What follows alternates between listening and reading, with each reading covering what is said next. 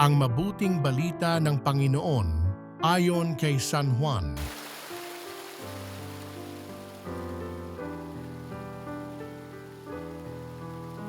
Noong panahong iyon, ang mga Hudyo'y kumuha ng bato upang batuhin si Jesus. Kaya't sinabi sa kanila ni Jesus, "Maraming mabubuting gawa mula sa Ama ang ipinakita ko sa inyo. Alin ba sa mga ito ang dahilan at ako'y inyong babatuhin?" Sinagot siya ng mga Hudyo, "Hindi dahil sa mabuting gawa kaya ka namin babatuhin, kundi dahil sa paglapastangan mo sa Diyos, sapagkat nagpapanggap kang Diyos, gayong tao ka lang."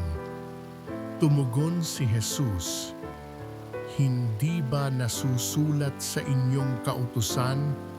Sinabi ko, mga Diyos kayo? Mga Diyos ang tawag ng kautusan sa mga pinagkatiwalaan ng salita ng Diyos, at hindi maaaring tanggihan ang sinasabi ng kasulatan. Ako'y hinirang at sinugo ng Ama. Paano ninyong masasabi ngayon na nilalapastangan ko ang Diyos sa sinabi kong ako ang anak ng Diyos? Kung hindi ko ginagawa ang mga ipinagagawa ng aking Ama, huwag ninyo akong paniwalaan.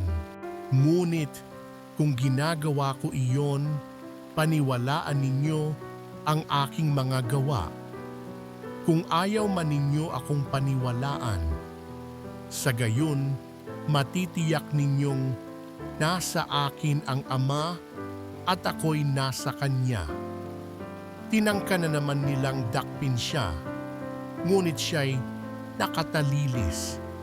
Muling pumunta si Jesus sa ibayo ng Jordan, sa pook na noong unay pinagbibinyagan ni Juan. Siya roon at maraming lumapit sa kanya. Sinabi nila, "Si Juan ay walang ginawang kababalaghan, ngunit totoong lahat ang sinabi niya tungkol sa taong ito." At tooy maraming sumampalataya kay Jesus. Ang mabuting balita ng Panginoon.